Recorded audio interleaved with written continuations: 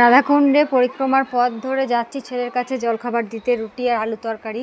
আজকে ছেলে বললো অন্যদিন কিনেই খেয়ে নেয়, তো আজকে আমি দিতে যাচ্ছিলাম, কারণ চুড়িদারটা পরেছিলাম, নাইটি পরে থাকি বলে অন্যদিন আর যেতে মন হয় না। আজকে মায়ের সঙ্গে একটু সবজি বাজার, নটকন বাজার কেনাকাটা করতে যাবো বলে চুড়িদারটা পরেছিলাম। তার জন্য যেন চুড়িদারে যখন পরে যাচ্ছি, ঘরে রুটি তরকারি হয়েছে তা দিয়ে আসি, তাই বড় টিফিন বাটিতে রুটি তরকারি দিয়ে দিতে যাচ্ছিলাম রাধাকুণ্ড পরিক্রমার পথে।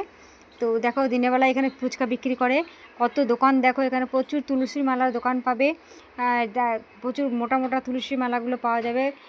আর পোশাকের দোকান, গোপালের প্রচুর পোশাকের দোকান আছে, এমনি আমাদের ড্রেস আছে, গোপী ড্রেসগুলোও পাওয়া যাচ্ছে, প্রচুর দোকান, সেগুলোই আমি একটু ভিডিও করেছিলাম। সামনে একটা রাধাকৃষ্ণের মন্দির পেলাম, তো ওখানে প্রণাম করলাম, প্রণাম করে একটু এগিয়ে গেলাম, খুব দূরে নয়, হেঁটে গেলে 5-7 মিনিট লাগবে।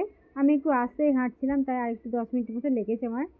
লম্বা রাস্তা ধরে চলে এলাম, মানে রাধাকুণ্ড সবজি বাজারটা পেরিয়েই বাঁ দিকে একটা রাস্তা আছে, ললিতা কুণ্ডের রাস্তাটা না ধরে সবজি বাজার পেরিয়েই বাঁ দিকে আর একটা রাস্তা আছে, এদিকে মানুষ গিরিরাজ্যের পরিক্রমা করে ঢোকে রাধাকুণ্ডে, সেই রাস্তাটা, ওই রাস্তা দিয়ে যাচ্ছি। তোমরা যারা রাধাকুণ্ডে এসেছো তারা জানবে, পরিক্রমা লাগিয়েছে তারা জানবে, যারা আসোনি তারা বুঝতে পারবে না।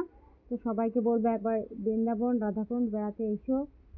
এই দেখো এখানে কত সেই পোলতেগুলো আছে, পোলতে দোকান, মালার দোকান, শঙ্খ, তারপরে তিলক, তুলসী কানে, অনেক রকম জিনিস বিক্রি করছে, সবারই কিন্তু বিক্রি হয় মোটামুটি।